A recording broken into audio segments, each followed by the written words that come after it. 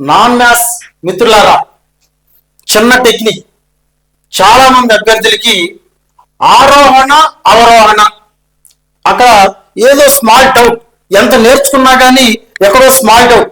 ఆ డౌట్ ని ఈరోజు మీకు పటాపంచలు చేస్తాను.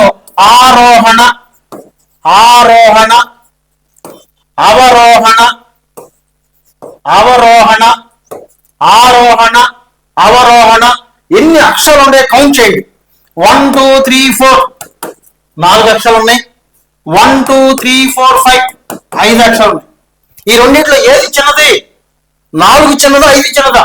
4 చిన్నది. అంటే స్మాల్ టు బిగ్, చిన్నంకి నుంచి పెద్దంకి, చిన్నంకి నుంచి పెద్దంకి రాసే క్రమాన్నే ఆరోహణ క్రమం. లేకపోతే small to big, small to big.